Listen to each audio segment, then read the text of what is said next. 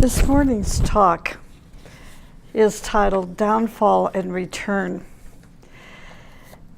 And because we have some new people here this morning, just let me warn you, there's some terminology that you're going to have all kinds of question marks for. So this is what I tell myself and others, that when you hear something new, keep an open mind.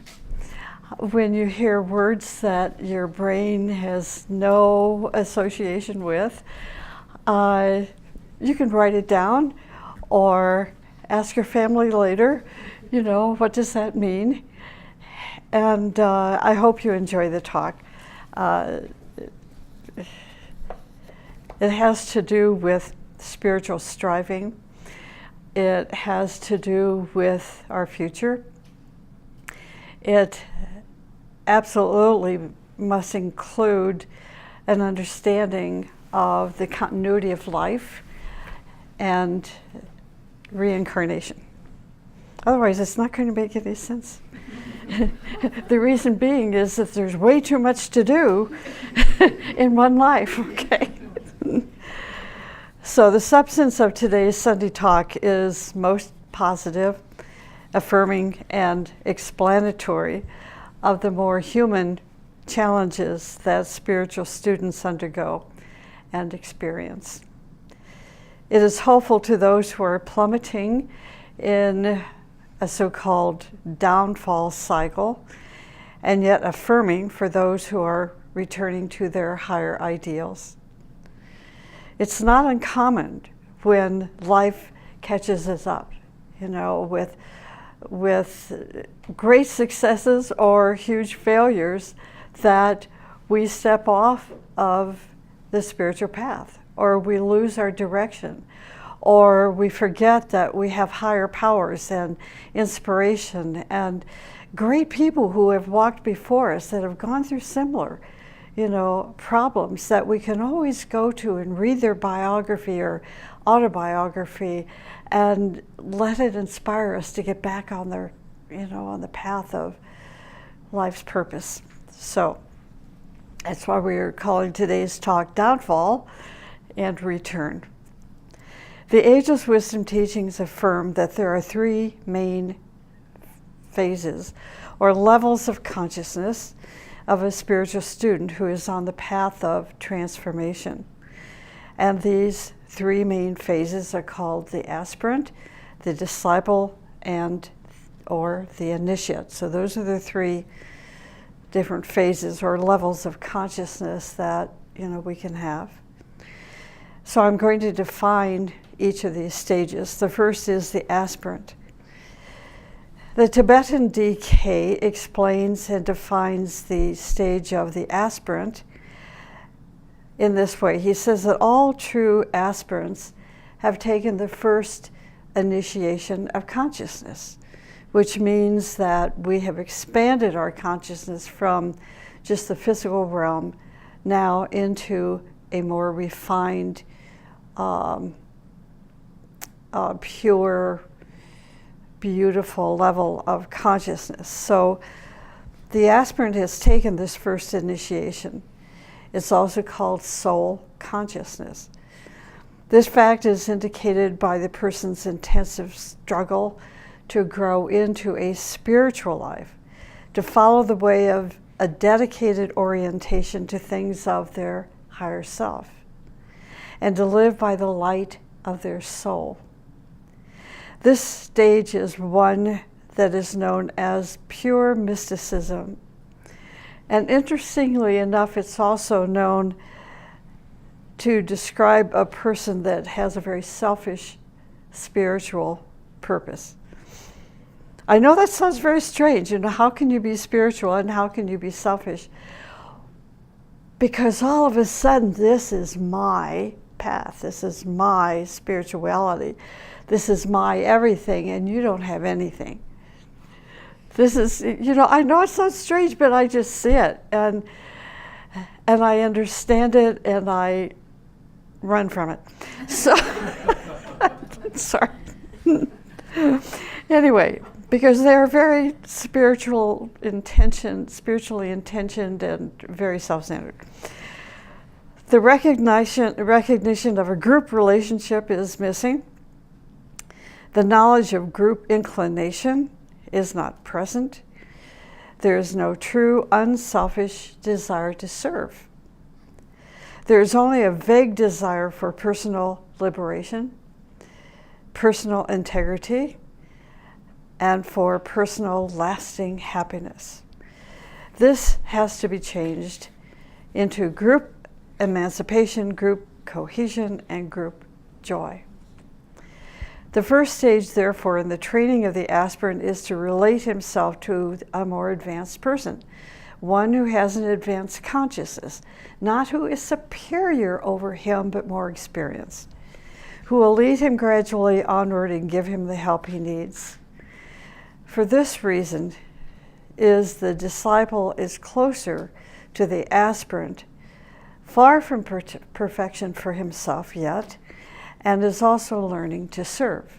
So we have, it's like Jacob's ladder, the person who has more experience, a little more illumination than we're going to strive, to find that person, and that person that is still close enough in experience to understand us, and we form a nice, relationship of help.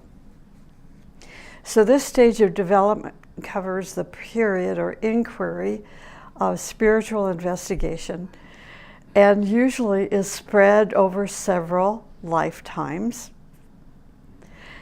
The aspirant at this stage runs from one teacher to another according to their inclination, according to opportunity and necessity.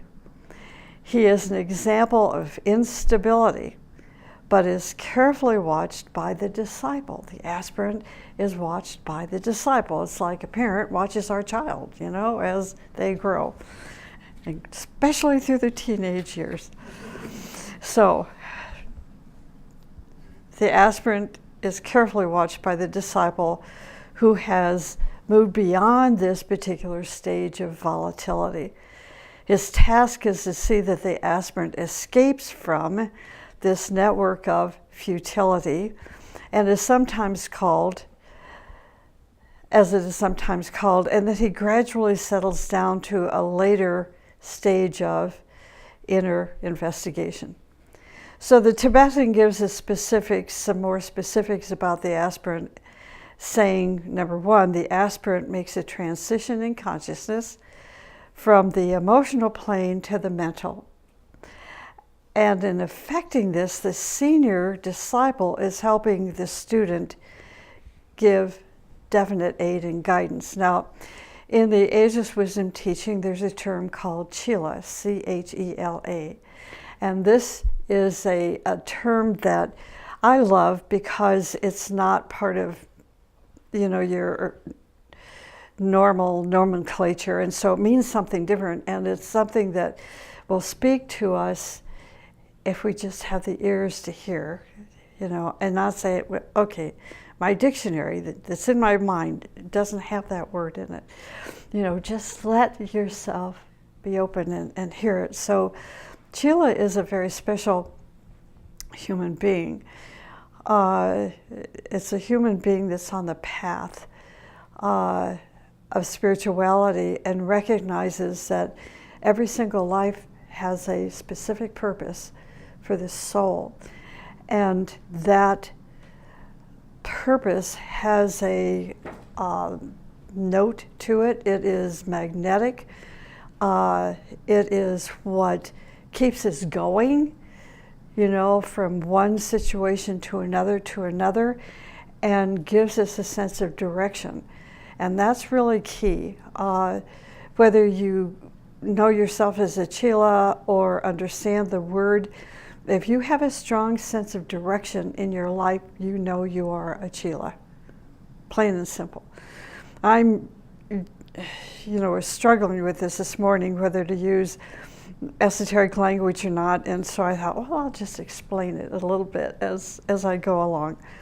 So a Chela is a student, but not like a student in college. Unless you call it the College of Life, then maybe. Okay. So, the senior disciple is helping the Chela and gives definite aid and guidance. Number 2, the aspirant eventually learns to distinguish between the pairs of opposites. Well, what's this? The pairs of opposites are not in contradiction to one another, even though it sounds like it.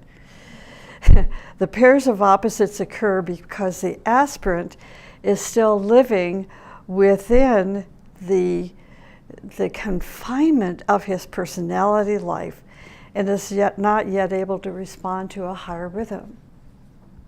It reminds me of, when I was a kid, I played the violin up through many, many years. And as a child, I must have driven my parents crazy, because if you've ever heard a beginning violinist, you put earplugs in, it's horrible. But I didn't think it was so horrible. I thought, this is great, it was fun. But I was frustrated because when I would listen to Jascha Heifetz or Nathan Milstein or some of the more recent, really great violinists, I felt very confined. I mean, how am I going to get out of this? And how am I going to get out of it? That's our personality life. And yet we know there's something great in us because we see it with others. So the aspirant is saying, I want something better for my life, and we begin to strive and search. So number 3, the aspirant becomes aware of glamour. This is another term. What is glamour? Other than the obvious term, there's a lot of esoteric data available to teach us about a glamour, which is basically, it's a desire that now controls us, completely controls us, and we can't get away from it. But this is something we must free ourselves from. And this is a quote. The one upon the way gazes around and sees life as through a haze. The fogs and mists of glamour rest upon the valleys and the hills, and these he must dispel. He must transmute them through the burning rays of radiant light. A Chela in the light, isn't that beautiful? See, that's so beautiful to me. And rather than say, well, a student in the light, but a Chela, there's just something beautiful and magical about that. So a Chela in the light directs the burning, fiery light which dissipates the fog. So, moving from the ordinary life to that of an aspirant, there was a moment in which this person, this aspirant, underwent an experience of illumination. This is a very real experience. I had it quite some time ago. It was actually exciting and scary at the same time, because there's a light that goes off in your head, literally, not just, philosophically, literally. And that light, when I would close my eyes, the light was still there. Am I going to have to live this way with the rest of my life, Holy cow. And, but it didn't. It lasted for about 5 days, 24 hours a day for 5 to 6 days. And my life was different. I saw things better. I saw things more clearly. Nobody saw any difference, with who I was, but I did. So it's a very beautiful experience to have, and it's affirming. And this is why I can share things like this, because they're experiential.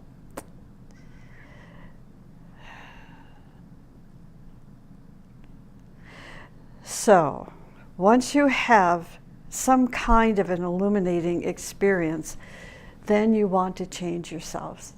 That's the beauty of it. It's not somebody sitting down and saying, okay, you've got to do something with your life. You've got to change yourself. It's just something that comes as a result of having this experience of illumination. And we want to live our life a little differently. So today's aspirant is not an ordinary or average person. And though they are unaware of the fact that a master is keeping an eye on them and has an interest in them, nonetheless, this great being does. And we feel it, that somebody is watching us. And you know, remember that little old guy with the red suit that we always enjoyed every December it comes around? And we tell our kids, be good because Santa Claus is watching. This is our Santa Claus, you know. The master is receiving regular reports based on certain charts from the senior disciple who has the aspirant in charge. Today's advancing aspirant, having begun the path of transformation 2,000 years ago, 1 or 2,000 years ago, is now striving toward their higher nature, toward their guardian angel. Every month, consciously or unconsciously, they make a contact with the light of their higher self, with their soul. This contact either elevates the person or creates a disturbance in their life. It's like mom says, I saw you yesterday. And all of a sudden, oh no. And we get upset, right? You know, we've been caught. Well, it's no longer mom saying, I saw you. It's we see ourselves and we become upset or disturbed according to our level of aspiration.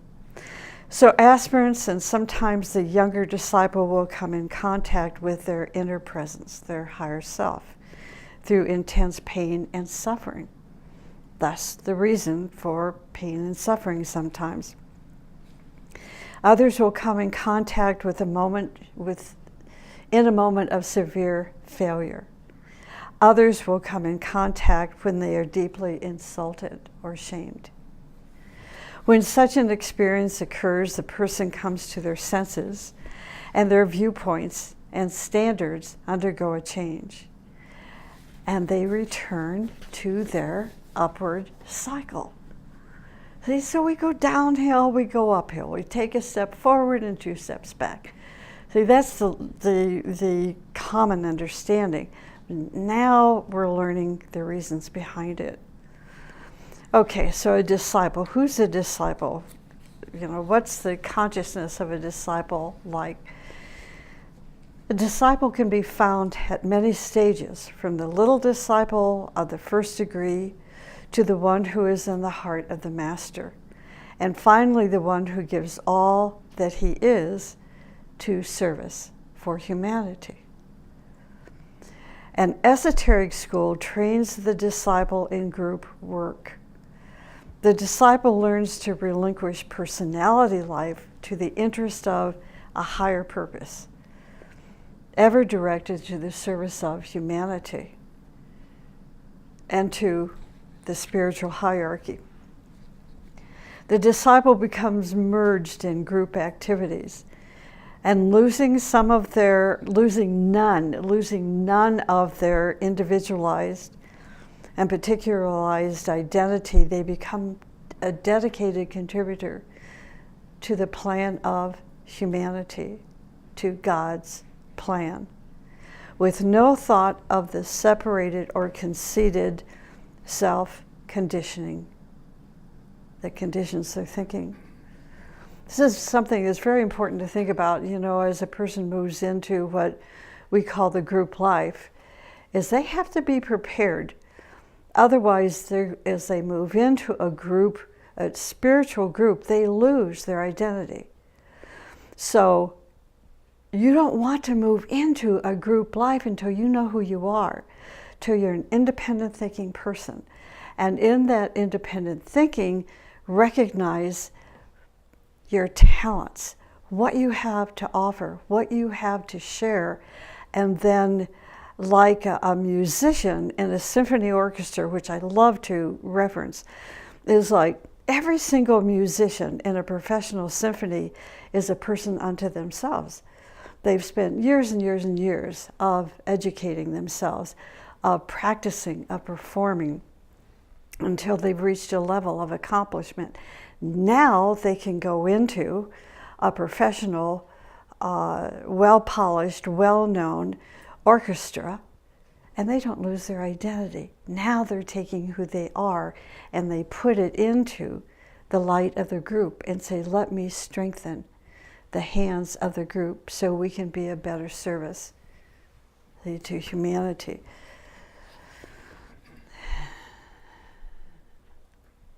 The disciple's private life automatically falls into 3 stages once this person has been accepted by the master.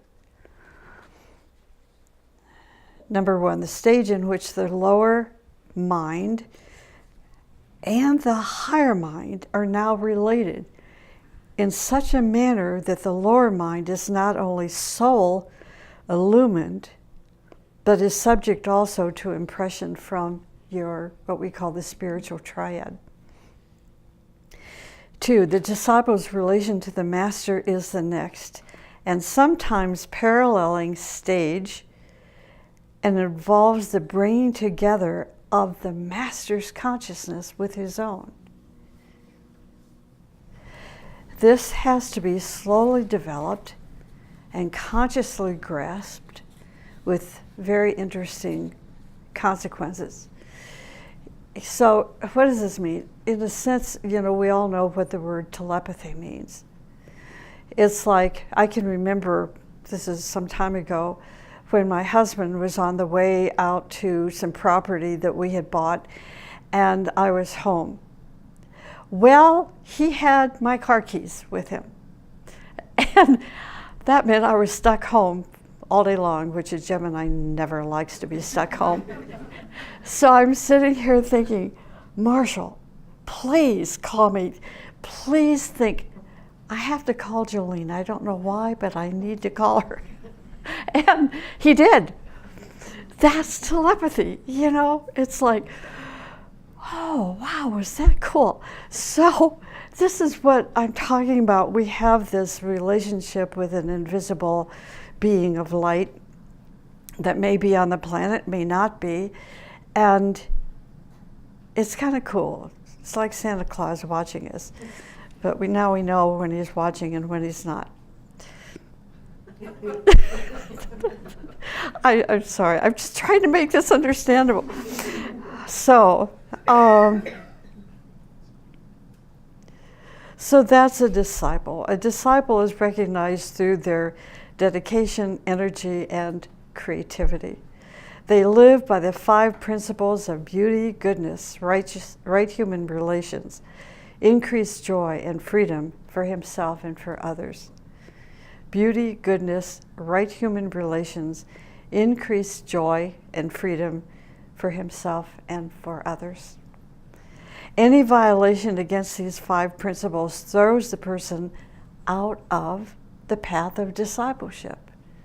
In other words, when they're going against beauty, against goodness, against freedom, and trying to destroy human relations, then they're thrown off the path.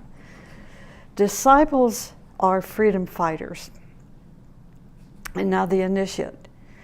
An initiate is one who has chosen to travel the path of initiation. In other words, expansion of consciousness. An initiate is usually defined as one who has passed the 3rd expansion of consciousness, or what's called the 3rd great initiation. A disciple is also on the path of initiation, but oftentimes gets stuck. For example, at the early stages of initiation, it is easier to fall into the abyss by turning against the teaching or against the teacher. It sometimes takes 3,000 to 4,000 lives between initiations. You know how sometimes when we meet somebody, a child that's 7 or 5 or 10, and we say, that child's an old soul. That's a child that has been spending 3,000 years, see, from one initiation to the other, and they bring this. We bring all of these experiences, all this wisdom with us into this life. The disciple can go to the second initiation and get stuck there. The initiate can go to the third initiation but not make the fourth. Once the disciple becomes an initiate of the third degree, it is rare to find this disciple in disharmony with their ideals. Still, they must be cautious not to become stuck in their identification with the ideal, because ideals change, just like visions. A vision will unfold, a vision changes. You want it to, because when you wanted to be, if you were a little boy and you wanted to be a fireman, you know, and now maybe you need to be a physics instructor. See, so you want that vision to unfold. So we don't want to become too identified with these kind of things, the ideal of the moment. So how does the downfall of a disciple occur? Downfall means the person, in this case, turns against the teaching and the teacher. First, the disciple identifies with the ideals of the teaching, forming powerful thought forms of a high order.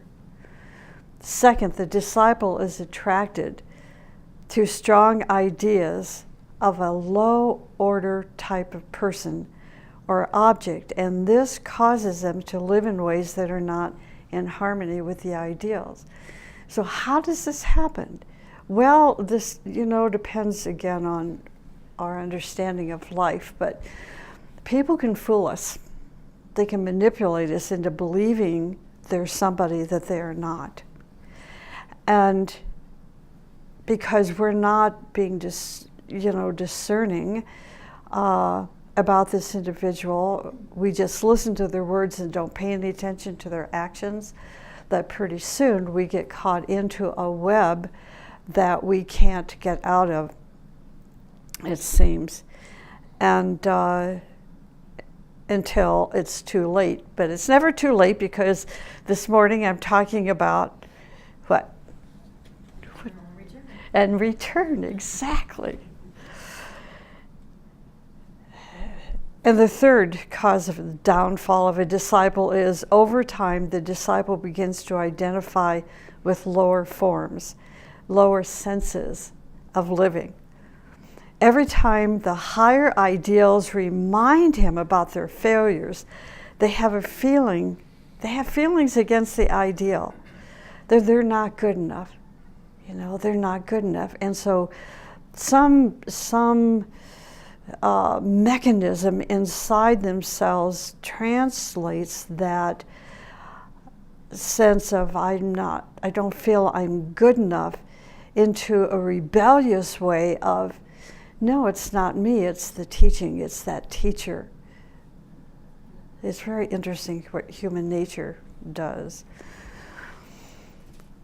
So, the fourth is fear. Fear causes cleavages and finally hatred. Fear, there's so many different kinds of fear, it's just not to be believed. But I'm thinking in terms of religion and spirituality, that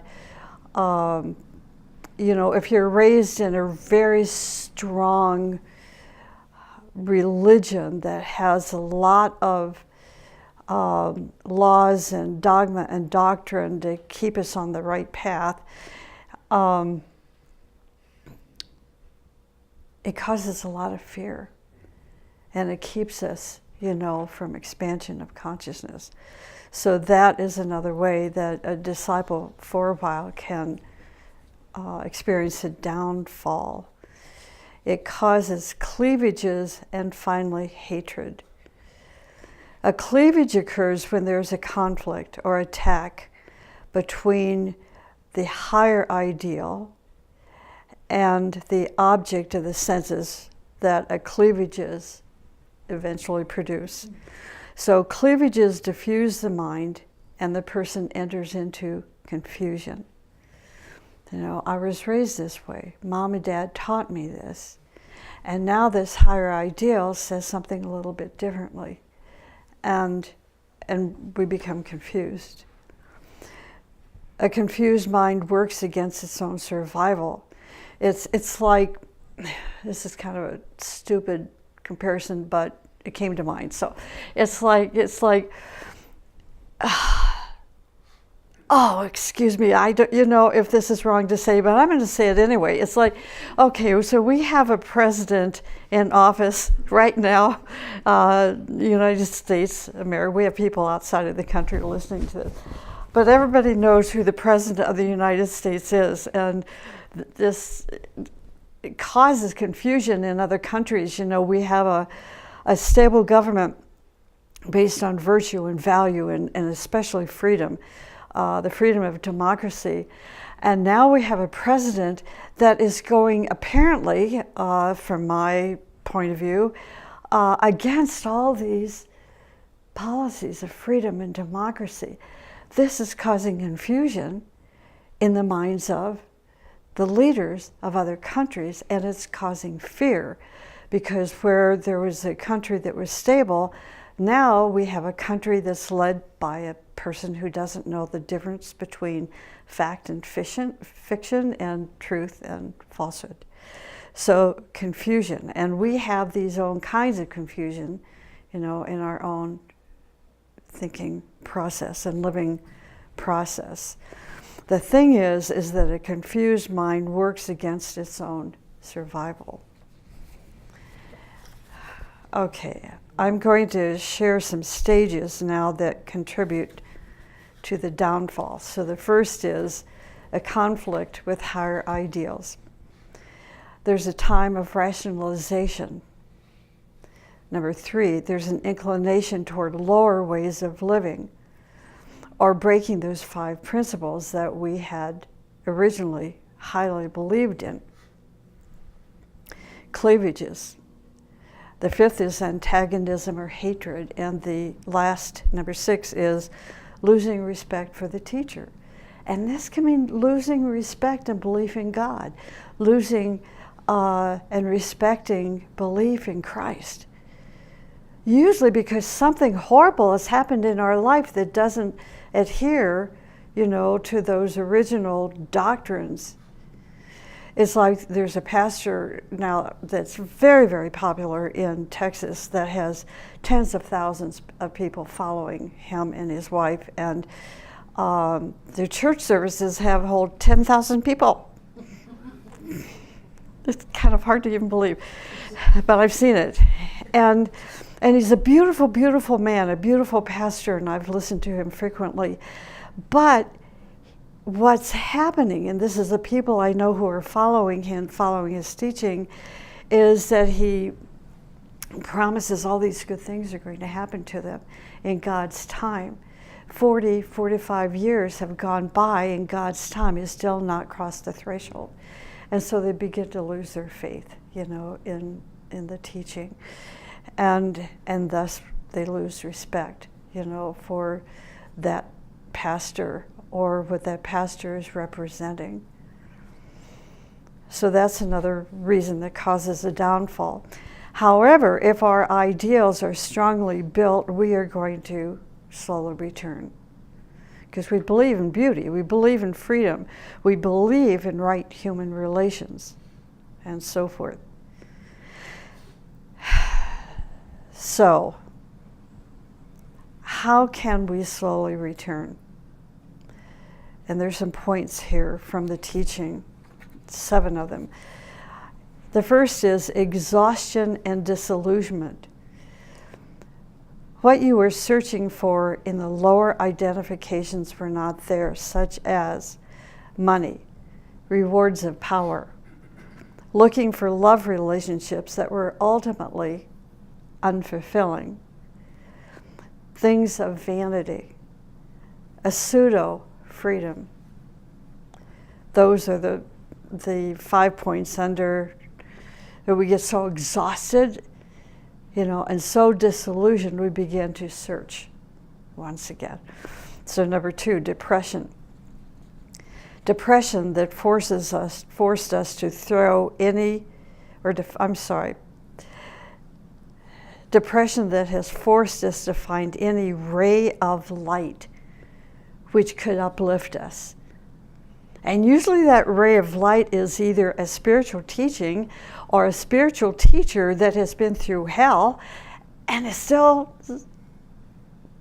reflecting the light of Christ, the light of his or her faith.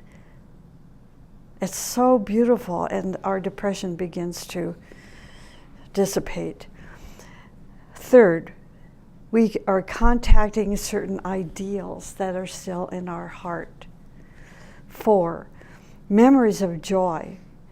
During those times of high contact, it's like that 5 days of illumination. I've never been one to question the teaching, I guess, because of all those 10,000 lifetimes I've been in them, you know, but nothing can take that experience away. It doesn't make any difference what people say. They can't take it away. So that was a memory of joy. We have also other memories of joy of accomplishment that, you know, we just put our foot to the metal and that led us to an experience of accomplishment. Nobody can take that away. Nobody. And that's a memory of joy. And it brings us back to reality of who we are. Regret and renouncement is another way we can slowly return. Joy is another. Return to our former higher ideals. During our descent, the aspirant or the disciple, the earthly teacher will give us a few strong warnings. If the person does not heed the warnings of the teacher may withdraw in silence and leave the person to his karma. Okay, I've gotten through so many pages today. Usually I get through 2. So I've really staying to my notes, and I think we're going to get through this. This is cool. So, progress of the disciple through spiritual maturity. A disciple's life is a life of increasing spiritual maturity. Spiritual maturity is the degree of progress the individual as a soul makes by overcoming those glamours and illusions. Again, 2 terms that talk to others who know the definition, or I will not get through this morning. But those who even know what a glamour is or what an illusion is, they're going to learn it if they're taking meditation courses, or they think they know what a glamour is, and yet few understand its meaning. Because a glamour is an obsession that we can't let go of. And there are extreme examples of people who have glamours. I'm thinking, oh my gosh, I remember back in the days of Jim Baker and Jim and Fanny. Tammy. People were so englamored, you know, by these 2 individuals who became corrupt, right? And you had all these thousands of people that were giving their money, taking money away from groceries and medications and raising their children in a way that they needed to be raised. And they gave their money to this couple to build this beautiful playland park, like a Disney World park, you know? It's just, how does that happen? This is what a glamour is. I'm giving to God and I'm going to be rewarded. Where's our common sense? You know, where's our discernment? Well, we learn the hard way through pain and suffering. Glamours exercise a great power over us and aspirants and young disciples, over our actions and emotions and thoughts and our relationships. Illusions are mistranslations of revelations.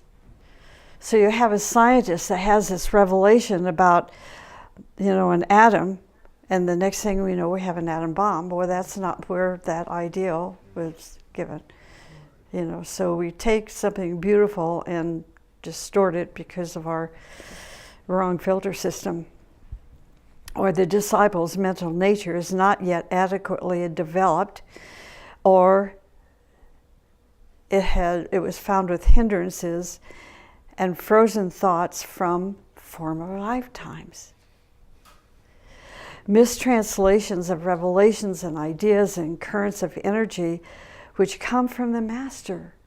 It's like our parent, for a long time, our parent is the master. But our parent is not perfect. Their filter system usually is clogged over, a period of time. And they have to take that clogged filter system and clean it out, right? As a parent, I did a lot of cleaning. So, because otherwise we teach wrong things, we translate things incorrectly. So how does this happen? The current comes to our mind and we mistranslate this revelation or idea, or ideal. The mistranslation is the mixture of personal expectations and interests, and that then creates what we call an illusion. So our illusions are those thought forms which contain distorted facts. The human soul is focused in the lower mind, or between the lower and higher mind. When it attracts rays of revelation, the current loses its purity and charge and is mistranslated by the lower mind. So you can take a Stradivarius violin that is perfect and pure and absolutely incredible, and you put that 5-year-old child on it, and what's it going to sound like? Definitely not like a Stradivarius, but you'd be crazy to put a kid, put in the hands of a kid a Stradivarius. So illusion makes our mind separative, and we believe that all that we know is the last word. So here's my conclusion. Maturity on the path of discipleship is recognized in those advanced disciples on the upward path who, number one, do not force their will upon others. So this is an important point for us to make a mental note of. A mature spiritual human being who is on the path of discipleship will not force their will upon us. Number two, they're not going to use people for themselves. And we all know people that do that. These are mature, spiritually mature disciples who do not run after their vanities. They're humble. They do not let the most essential disappear from their touch or their contact. It's something to think about.